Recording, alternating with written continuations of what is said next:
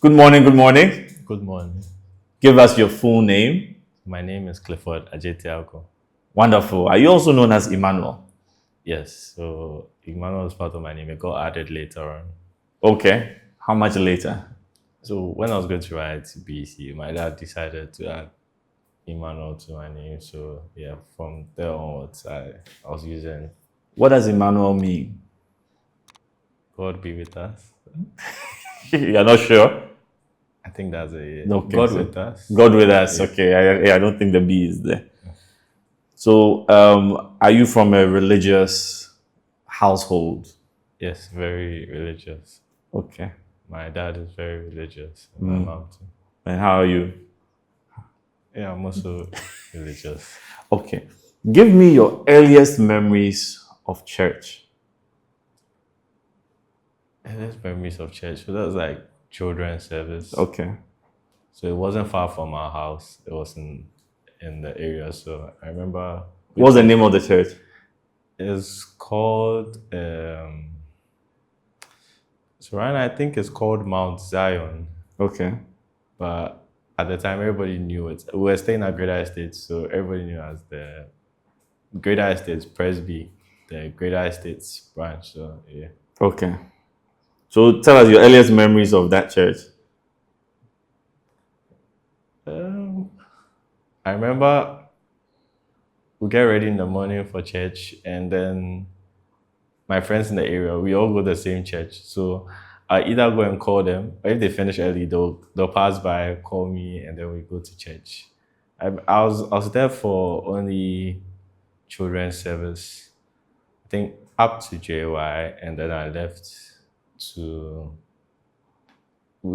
I moved to First Junction to stay there, so I started going to my dad's church. I mean, my dad was going to both, so he would come for like a first service here and then go for a second service at Tribula, which was his main branch. Yeah. Okay, wonderful. But we'll come to that. Right now, you are considered as one of the best FPV drone pilots in Ghana. Do you deny that? I wouldn't call myself the best. I wouldn't want to put myself out there as the best, but Okay.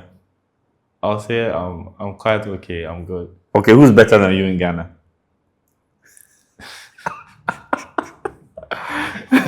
Okay, I'll put you on the spot there. Mention some of your crew or the people that you fly with in Ghana. Okay, so over the past few years, there has been a community that has developed. Okay. So, and it's called FPV Ghana. Okay. So, I met Ni, was a pilot at the time. I think he was also looking for pilots in Ghana Okay. who do FPV, because it was very rare at the time. So Ni is known as what? He's known as metallic Okay. FPV. Okay. Yes, metallic. Yeah. So yeah, he found me, he reached out, we got in contact, and then he created a group. He started reaching out to other pilots in the community. So he was putting it out there to like build a community. So he created a group and then started adding people. So more people started seeing that, oh, there's this community in Ghana. So other people that thought of doing FPV found him, and then he put everybody together. Okay. Okay. Last time, I had the pleasure of joining you and your crew at the Papaya village about 2 or 3 weeks ago. Yes. And very interesting personalities, right? Yeah. So there's Metallic. Who else was there? It's metallic. We have Seika FPV, which is Medi. Yeah. We have Derek. Uh-huh. We have Lloyd. We have Rafat. Yeah. One thing that I really, really liked in interacting with the community is how unique all the personalities were, right? You have the people who fly, I don't want to use the term recklessly, but fly with a lot more confidence and a lot more brazen. And you have someone like yourself, you're a very careful person. And so I'm actually curious.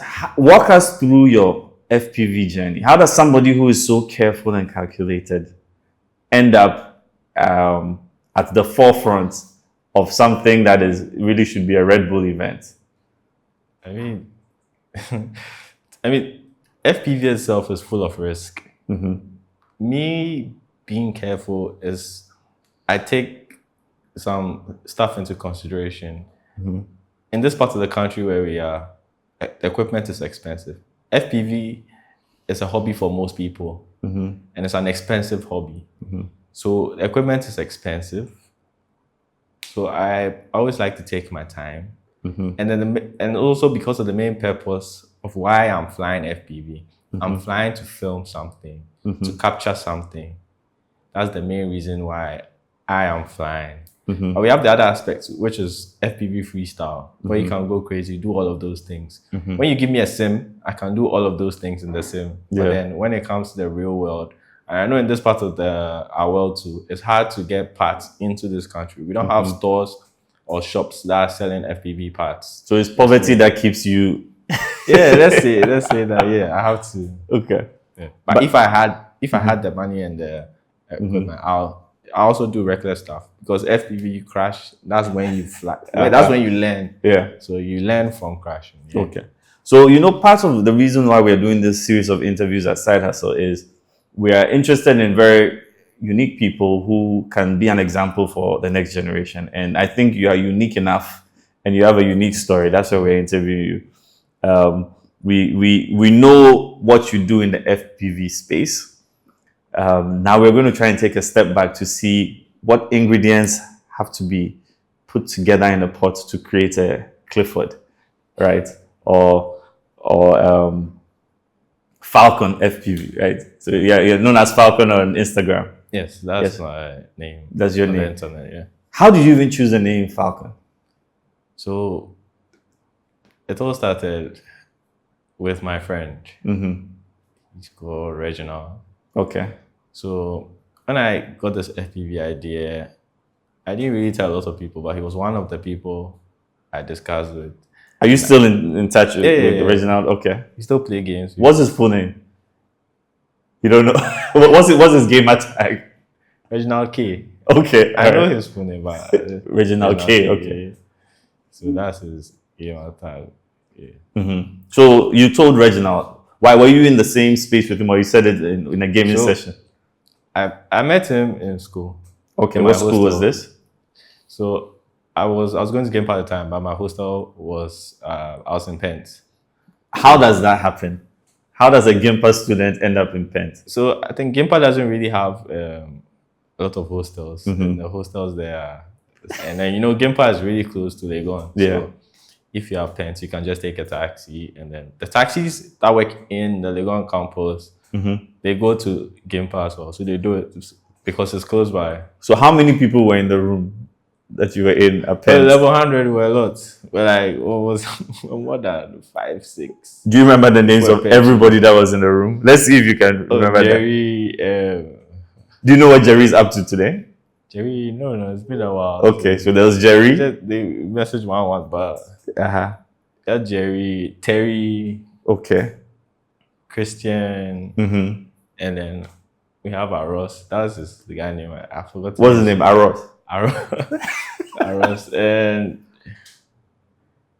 and Chino. Okay. Maje. Wait, all of them in one room? Yeah, level 100. Level 100. Yeah, that's it. So some of them were patching. Okay. And then there was this one guy, I didn't understand why he was patching, because his room was like on the same lane. But then he says he doesn't like his roommates, so he'll come and patch with his friend in our room. So he was paying for his room? Yes. But he was patching in your room? Yes. In your ghetto? So what's the difference between a patcher? Because you didn't describe yourself as a patcher. No. Which means you were paying. Yes, I was paying. But then patchers don't pay? Yeah, they don't pay, but sometimes people sell their beds. Like maybe I book a room, I get a bed, and I'll sell it to 2 people. I don't understand. Now they come and share the bed. So where would I sleep if I've sold my bed? If I've sold my bed, and I'm going to look for another host, maybe I'll go and upgrade my room. You see? Okay. So I add some money and go and take like a twin room. Okay. Yeah. So there's a whole economy that Yeah. exists there. It's like a whole business. So business. So it's about 6 or 7 people in the room. Yeah. Sometimes you rotate, like, okay, maybe I'll sleep in the daytime when people are in class, or how do you balance that? Yeah. So sometimes if you want to get some small peace of mind, then when the rest are gone to class, then you can have some sleep. But me, since I've got my bed, I'm not going to like share my bed with anybody or let anybody be on my bed whilst I'm away or something. So did anybody have, like, so the people who were in that living situation, none of you had girlfriends or any? Oh, some of them had. And how do the girls manage that, or they go? Because I can't imagine a girl wanting to come into a room with like 6 or 7 guys. Yeah, but it still happens. I think the girls think, oh, it will pass. It's just like maybe the 100. Maybe the next year, my boyfriend will get like a better room, and then there'll be some privacy or something. Yeah. So, yeah. They still come anyways. Yeah. But yeah, if a girl has to come, sometimes he'll let us know. Let you know, we and all then go out. you go. So just because they are patching doesn't mean they don't have risk. You can have the purchase risk. Yeah. Okay, so let's come back. You were in Gimpa, right? I had to digress a bit. We'll come back to that. You were in Gimpa, and then you told Reginald. Yeah, so I spoke to Reginald. I told him that there's this FPV thing that I want to try. And So I was like, what I'm trying to clarify, so Reginald was also at Gimpa? Or Reginald was a Legon student. but was he in Pent? Yes, he was in Pent, and he was my neighbor. Okay, so how did you become friends with Reginald? So Reginald, so Yeah. in school I used to play, I like games. Okay. So I used to play games a lot. Mm-hmm. So when I was going to school, I convinced that I need a new laptop. And I knew that since I'm getting a new laptop, let me just get one that does everything once and for all. So I got a gaming laptop. Yeah. I know how gamers behave, So I think I was coming to my room one time, and then I heard him playing a game. He was talking, he was shouting.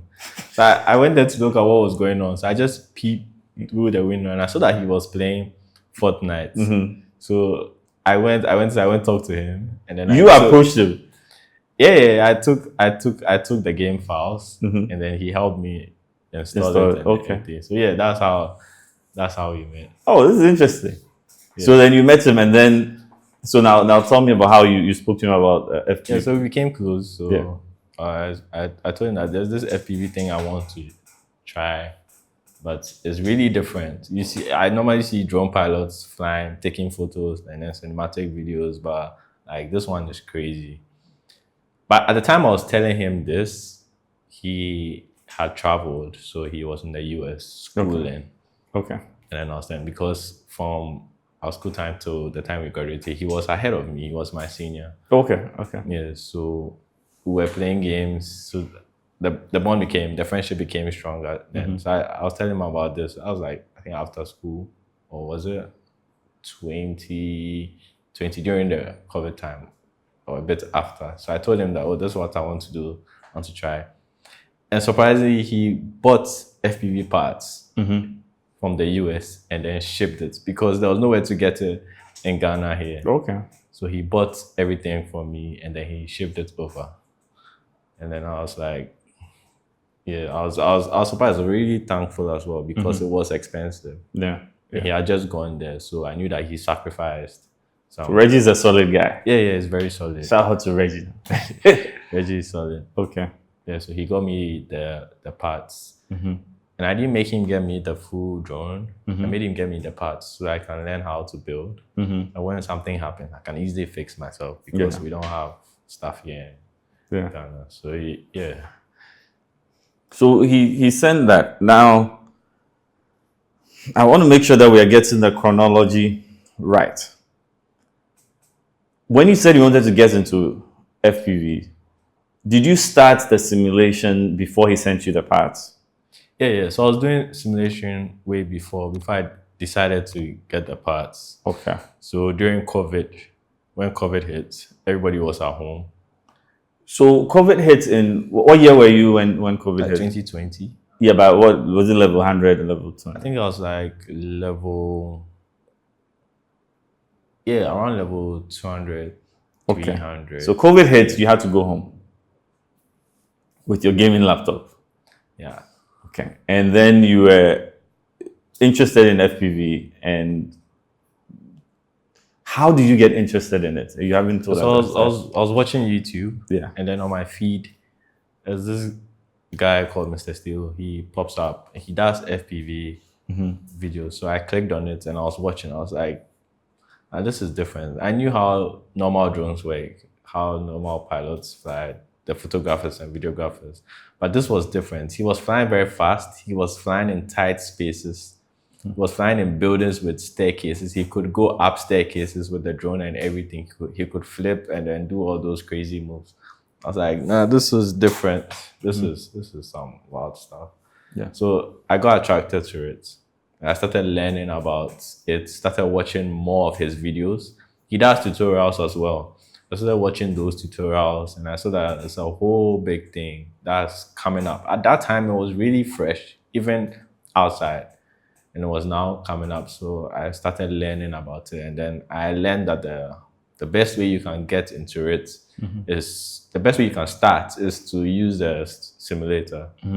So I had some small money on me at that time, and then I bought the simulator, just like $20 at the time. Okay.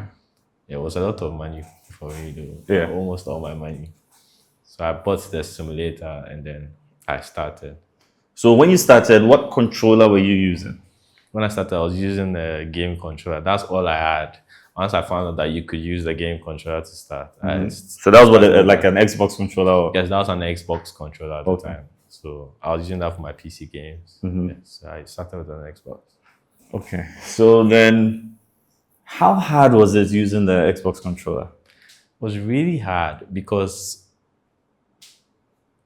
with games, the analog sticks don't need that much of precision. But here's the case where you're flying the drone. So you need a lot of precision with the sticks or the game balls. So I started with that, but it was very hard. As time went on, I got used to it. Actually, when I started, I actually gave up because it wasn't making sense to me. The way the movement in games was a little bit different. I thought it was going to be similar. Even though it's quite similar, it's a bit different depending on the mode you're flying on and stuff. And then I've learned that to fly like the way people are flying on the internet, you need to learn all the modes. So we have acro, we have 3D, we have horizon. And acro is where the problem is, the hardest part. So yeah, using the Xbox controller wasn't cutting it for me. So I had to try and invest in a proper controller with better sticks. So you said you gave up. Yeah. And one of the things that prevents people from succeeding is giving up. So what I'm interested in is, how did you decide to give up? And then after you've given up, usually that's the end. How do you pick it up again? Yeah. So I'll say I didn't really give up, but I put it aside for some time. And what made you pick it up again? So I kept seeing the videos on my feed. And I was like, if these people are doing it, why can't I do it? So I picked it back up. And then I kept on practicing. Got a lot of crashes. And then but I still kept on practicing. Yeah. Would you say you're somebody who has a lot of self-belief? Yeah, I'll say that. Yeah. You'd say that. Yeah. So you don't really, because I like the way you put it. If other people are doing it, then you should be able to do it. Yeah, the thing about me is I wouldn't, if I see someone doing something, I want to be able to do it. I don't think I give up very easily. That's true. I'm knowing FIFA. Even when I have a problem with my PC and I have to troubleshoot, I'll get it done. Yeah. I'll make sure that I solve that problem, unless it's a hardware problem that I have to go and buy. But once I know that it's something, I can click something and fix that thing. Yeah, you do that. I'll solve it. Okay, so now this gives us opportunity to go and figure out how that is created, right? But I want us to stick on this story just for a little bit longer, because I want you to talk me through. You decided at some point that you needed to move from the Xbox controller to a proper FPV controller. What is there a special name for the controllers?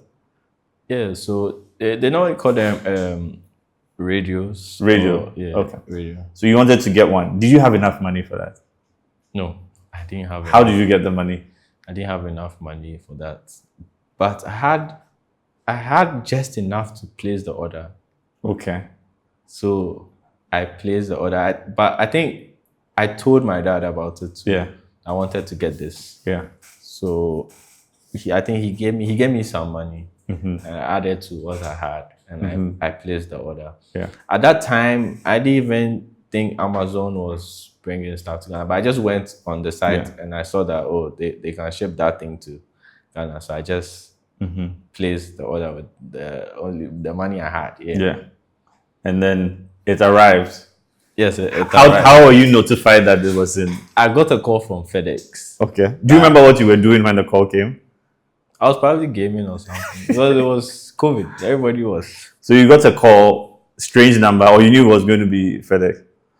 What's a strange number? I just placed the order and I just forgot about it. So it was a strange number, and then it was a lady. She said, I have a package from FedEx. Okay. But I need to come to the office to take it. So you went to the office? Yes, I went to FedEx, and then when I got there, I had to go to customs. They said the thing has gone to customs. Customs has seized it. So I was frustrated at that point. I didn't know. I hadn't gone for anything that was shipped before. That was like my first experience. So I went, and they said I have to clear it because it's a radio device. They have to do some paperwork with NCA and something, as if I was coming to set up some rockets to go and bomb some place. So I was like, what's all this paperwork and NCA, and because it's a radio and all of that. But then, there are these guys at these shipping places where they will come and like, I can help you. That you can go and sort the customs guys up. This guy came, but at the end I saw that this guy was even rather cheating because I went there to take my stuff. I didn't think I had to pay anything to get my stuff because I already paid everything. So I went, and then I wasn't getting my controller because from FedEx. But this guy that I met over there was trying to help me. He would go in the office and then come out with some paperwork and say, you have to pay this and pay this, that they are saying this and this and that. This was the guru boy. Okay. And I had to pay I got the controller for 500 CDs.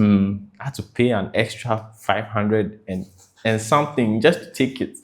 But it wasn't making sense to me because it's much more expensive to take the controller than what I paid for it. Yeah, so at that point I knew I needed extra help. So I just called my dad and I told him that this is the situation. He was quite upset because it was a lot of money at the time. So he told me that he can't help me that day. So I had to go home. But then he gave me the money. So that day, you call him from the FedEx? Yeah, I was at FedEx. He said he couldn't help you, and then you had to walk home. You had to go back home sad and disappointed. Yeah. Were you afraid that maybe you won't be able to clear it in time and they'll sell it to someone? Yeah, I was afraid of that as well. I was scared that maybe the auction there. So you went home and you cried, and your father said, why is my son crying? Yes, he helped me out. He helped you, and then... So when he helped you clear, did you go and show it to him and say, this is the... Oh yeah, I showed it to him. And then he was excited, or he didn't understand why his son was wasting. Yeah, he didn't. I mean, it was something weird. It looked like something weird because the controller, it's not something you see all the time. Yeah, so I didn't think he really knew what it was. He wasn't really excited. It was, okay, fine, you've gotten what you wanted. Okay, sure. So I know you are very close to your father. Yes. And I obviously, I mean, you haven't told me this, but I know from the way you talk that he's actually your role model in many ways. Yeah. Talk to me about growing up and seeing your father work, the kind of things he did, and what you think his most admirable characteristics are that you want to emulate. So growing up, my dad was very, very hardworking Okay. because he came from a background where they didn't have it all. So he had to struggle. So he learned metal work from his brother, his older brother at the time. And then he was very good at it. So as time went on, he opened his own shop and then it grew from there. My dad is very, very hardworking. He's always at work. I remember during my childhood, he would leave in the morning and then the only time I'll see him back is in the evening. But as I also grew, I used to go to the workshop as well. And then I see, so the company grew very fast. And he was getting a lot of jobs. There was a whole factory at that point. So what do you think your father has tried to instill in you?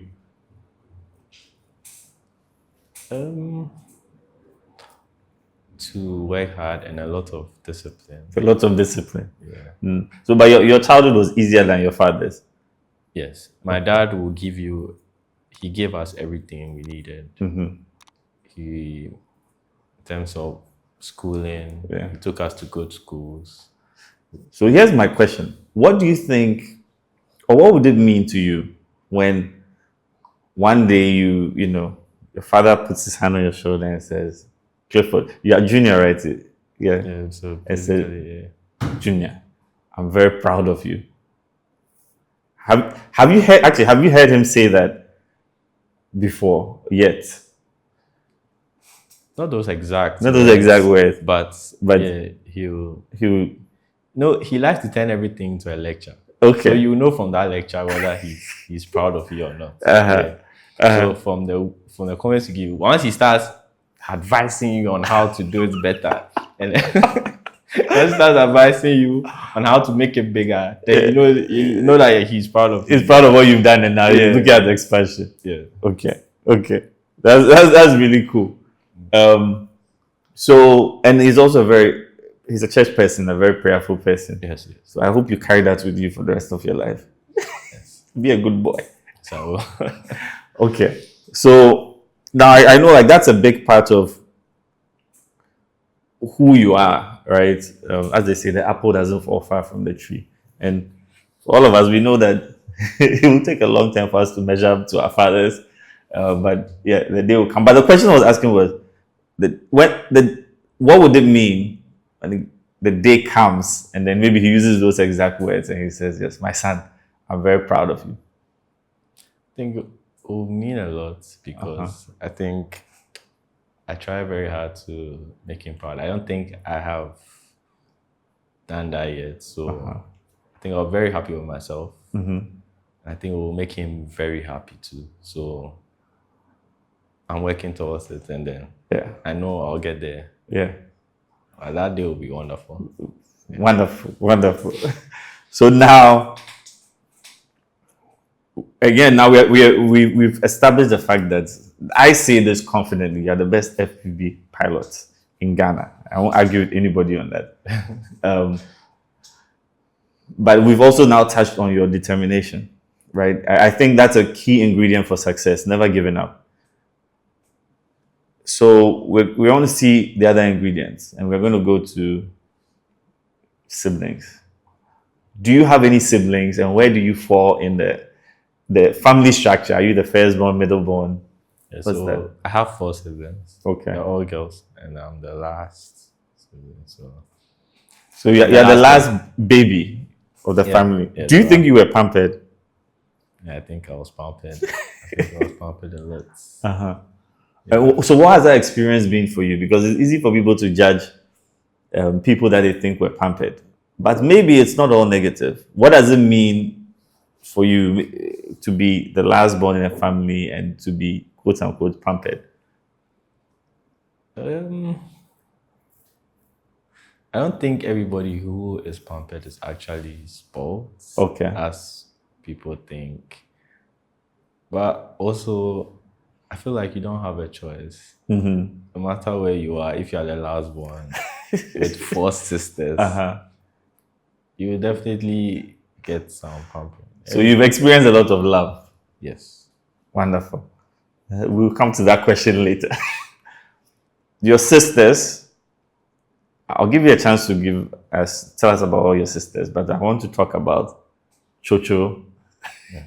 She's the sister you're closest to Yes. because of age. What words would you use to describe Chocho's personality and character? Okay, so Chocho is very outgoing, very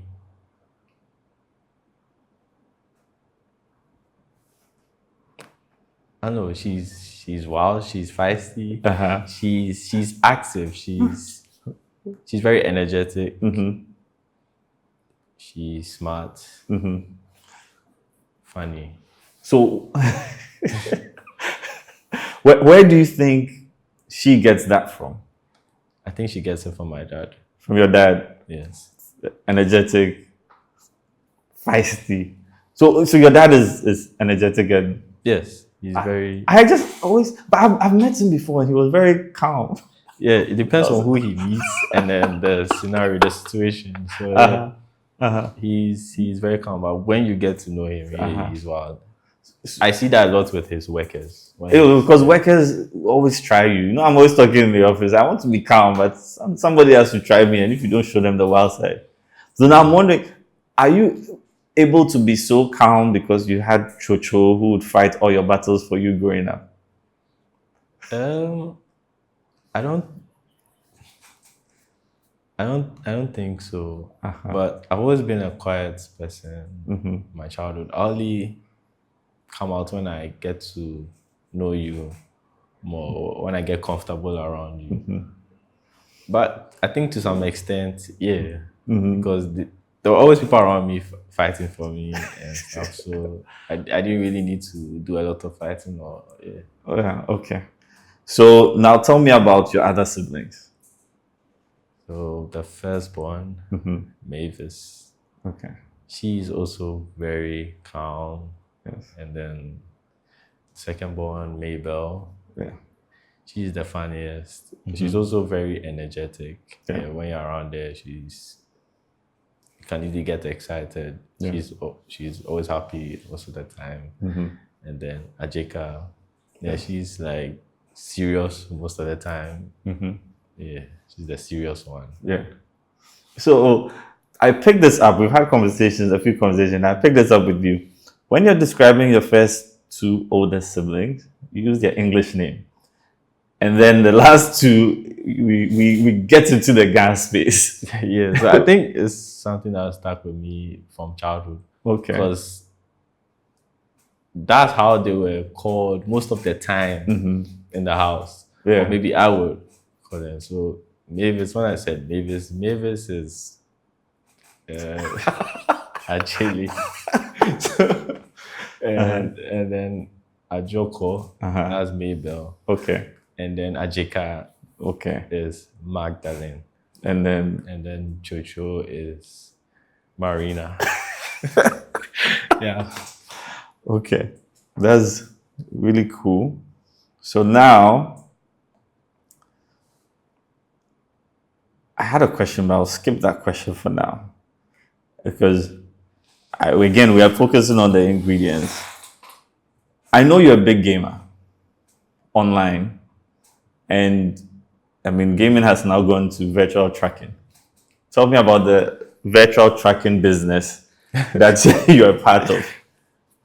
So it's not really like a business that gets you money. Okay, so what is it? But it's something that just people just do as a hobby. So there's this game called ETS. Okay, what does ETS stand for? Euro Truck Simulator.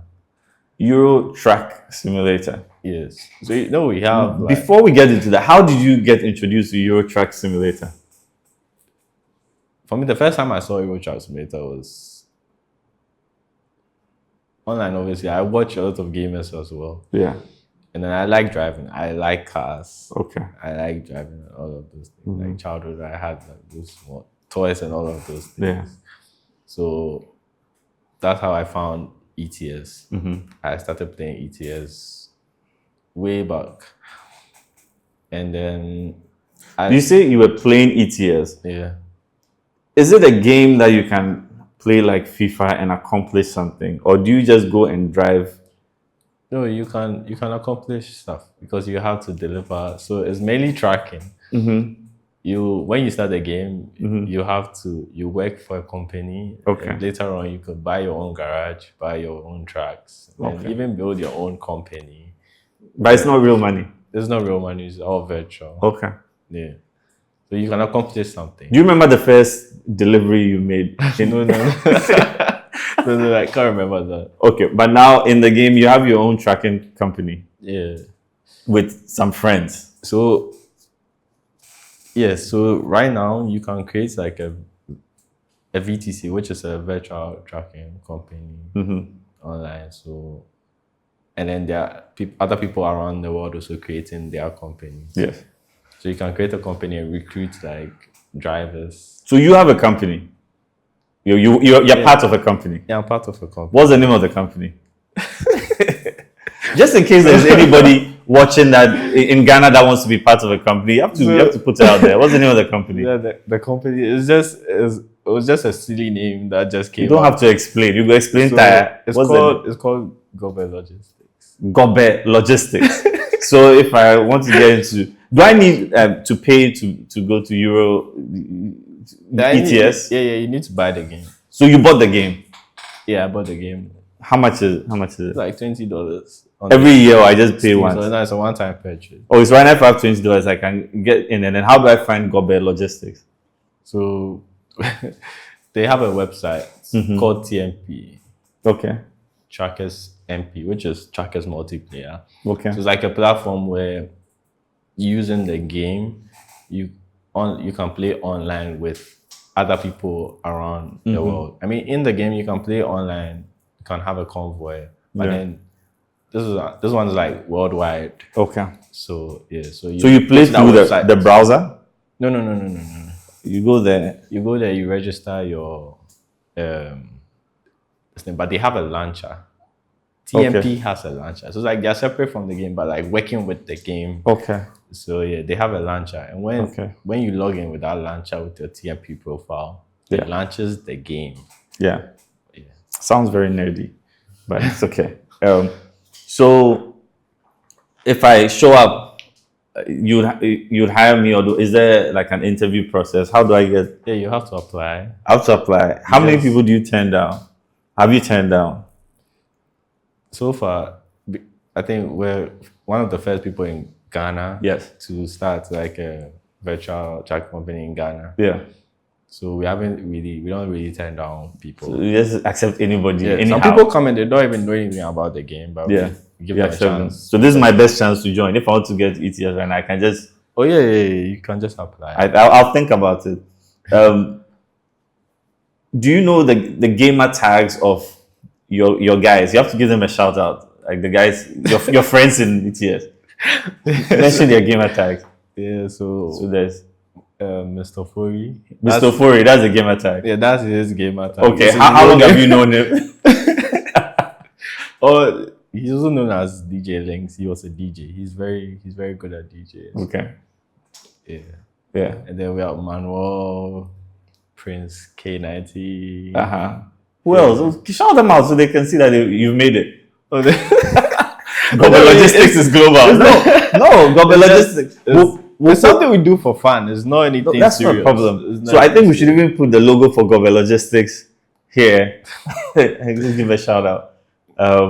That's fine. But you guys did something. Was it Gobe Logistics or you guys did something related to like a shutter bus that went viral? So tell me about that. So in the game, so most of like the guys that we started this thing with, it wasn't just me. We were like three. They know a lot about the game. So they're able to go in the game files and then modify the game, make mods. I mean, it's not illegal to make mods because the game itself has like a whole community for modders where they can upload their mods. You can just go there and download. So they were able to edit these files, and then we made like so DJ Links is a big fan of SydeHassle, so we made a bus. And the game is for tracks, right? But there's a mod where you can drive buses. Okay. So they made a skin for the bus, and it had SydeHassle and some movement and things. And SydeHassle had released a new song at the time. So they just made that, and then we did like some small video on it. Yeah. And we posted it. Yeah. Okay. That's really cool. So can you get DJ Links to come in so we interview him for SydeHassle? Oh yeah, sure. Yeah. I'm sure he'll be interested. Okay. That's cool. So far we've been talking about FPV on being online. Yeah. So you're a bit of a data bee because you have access to internet and fast internet to be playing all these games. Yeah, a bit. A bit. That's okay. You can embrace it. It's fine. Why do you think you got into technology? And do you remember your earliest memories of getting a computer or getting a device? Yes. So my dad had friends about who used to ship stuff. And normally when they ship stuff, they come and keep it in our house. So normally when they bring the containers, they'll like sort all the things out and then pack them or take them where they have to go. Yeah. So there was one time out of the stuff, my dad got like 3 or 4 computers. So yeah, so I had. How old were you at the time, maybe? I was very young. I think like 4 or 5. Yeah. Yeah. So he had computers, Windows XP at the time. So the computers were available. I'll just go and be playing with the computers. I had friends who were older than me in the neighborhood who bring like CDs or floppy disks, come and install games. Then we play. Or I just be messing around with the computers. So yeah, that was my first encounter with like tech. Okay. So basically your dad is responsible for your whole career. Yeah, I'll say. He made you a gamer. Yeah, he made me. Wonderful. Now I have to ask this question because people will be wondering, you spend so much time on technology. How much time do you have for your love life? Not so much. Right now, I'm not really focused on that yet. So yeah, right now I still have a lot of my life ahead of me. But are you afraid that at your age you are waiting for your first heartbreak? Or you think that you'll be able to go through life and never get heartbreak?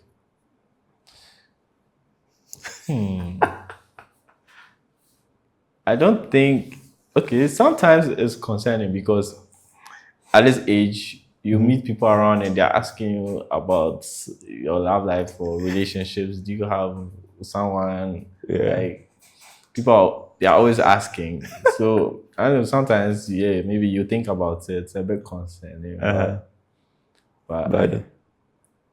But I feel like you kind of have to have some experience or some slight heartbreak at this time. I mean, that's what people say, so that you get some experience. Don't listen to them. You don't need a heartbreak. You meet the love of your life and then you live happily ever after. That's my prayer for you. Amen. But the truth is, there are going to be some young ladies watching and then they will want to know what are you looking for in a life partner?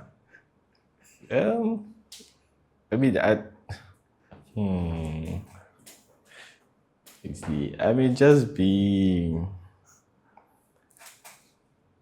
yourself, be kind. I'm helping you out. Be kind. Be yourself. Like, this is the hardest question I've asked you. So, what do I want in a life partner? I think someone who is just understanding. Someone who is themselves. Just be yourself. Okay. All right. But are you taking applications now? If you want to be friends, why not? I'm available. I'm here. Wonderful. So I will drop your phone number. No, I'm just kidding. Okay. Do you have any questions for me? No. Okay. We've been working for a while now, and I mean, you're one of the few people that we've worked with who has never hustled in terms of unemployment or being out there. You were picked right out of school, Yeah. and you had a free ride through national service. And have you ever looked for a job before in your life? I've not. I've, Goodness, I've this is an easy lifestyle. I've not applied for a job. I've not gone for an interview. Oh, we have to do an interview for you. No. You haven't gone for an interview where you say that I work well under pressure. Oh wow, okay. Well, yeah, don't worry. So that's the same way relationships will be easy for you like that. No interview, you just go and everything will be smooth. I hope so. You hope so. Because Okay, great. I think this has been a good interview. I know we're going to do more because with you, people should look up. We're going to start doing some streaming, some gaming and streaming stuff. And then they can ask you all the questions that they need to ask. Yeah. All right. Thank you very much, Clifford. I think it's good. Okay, good.